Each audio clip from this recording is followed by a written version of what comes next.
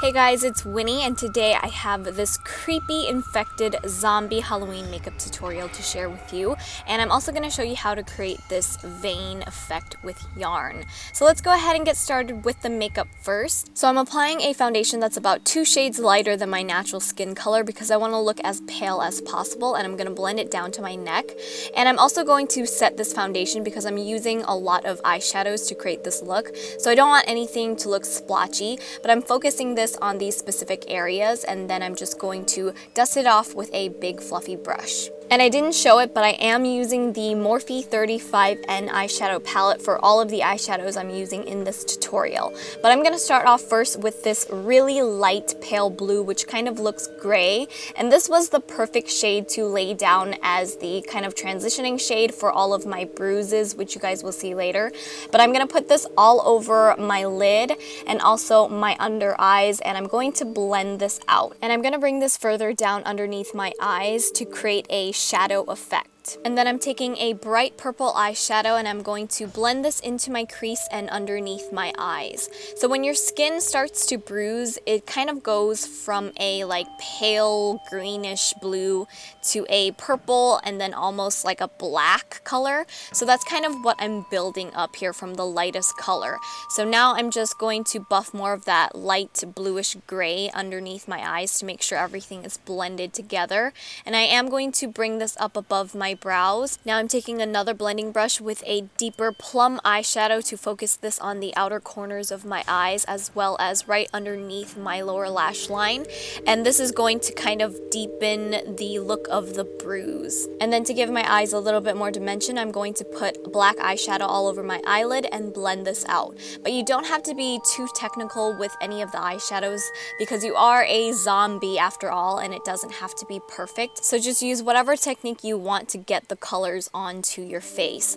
Now I'm just using the same technique and colors that I used before to build up the bruising or like decaying around my mouth and my neck and my face. So again, I have that light blue on, and then I'm going in with that bright purple color, and then I'm just going to go over that with a little bit of that deep plum shade to build up the bruise. And you can choose to put your bruises wherever you want. I just kind of went with the sides of my mouth, around my eyes of course, and then around the sides of my throat. I kind of did a similar look last year for Halloween, very last minute, so I went off of that. But just do whatever you feel like. And as I was applying this, I decided to put a darker red eyeshadow in the center of my bruises to kind of give it a little bit more depth. And I'm also using it as a contour shade, so I'm going to place it underneath my eyes to give it a more sunken in look, and then around my nostrils to really make me look sick.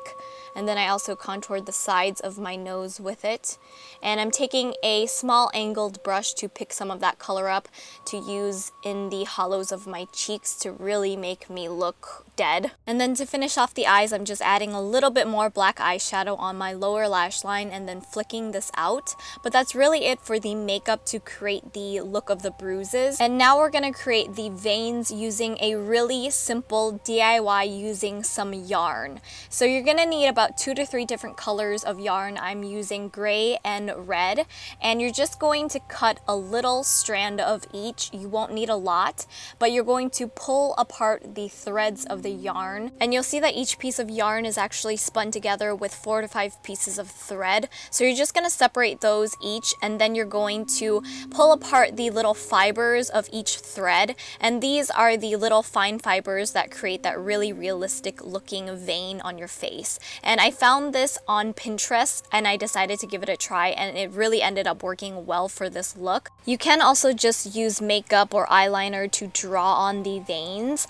but I just thought the fibers gave it a more realistic look. So now I'm just going to apply a thin layer of eyelash adhesive on the areas that we shaded in, and I'm taking a thin piece of that fiber yarn and placing it over the top of the glue. And I'm just placing the fibers in a random order, but you can always look at pictures for inspiration. But I kind of started created from the center out. So think of a spider web and how it grows from the middle. And then I'm just alternating the colors of the fibers as I go to give it a little bit more dimension. But you can make it as large or as small as you want to. You can change the colors of it. But this does get a little bit messy working with the eyelash glue, and this glue was super sticky, and you want to make sure you also lay the glue on top of the yarn so that it lays flat. Mine was kind of lifting there, but once you have everything glued down and it's dry, I'm just going to go over the same area with a little bit of that plum eyeshadow to give back that bruised look. And I'm going to repeat the same steps to my eyes and the side of my mouth with the veins. And again, this was my first time trying this technique. I found it on Pinterest. I'll link it down below for you guys. I don't even know if I followed all of the steps. I think you can also use liquid latex, but I am using eyelash glue because I had it on hand. But this is the final look once everything is glued down and shaded. And at this point, you can also add some fake blood if you wanted to. I decided to skip it, but I am using some white contacts, which you guys will see in a little bit. And I almost forgot about my lips, but they were so dry, I just decided to blot on a little bit of this reddish brown lipstick and go with it. But I think the contacts really make this look super creepy. I hope you guys enjoyed this really creepy zombie Halloween makeup tutorial. Don't forget to tag me in your recreation pictures. My links are down below, and I will see you in my next one. Bye!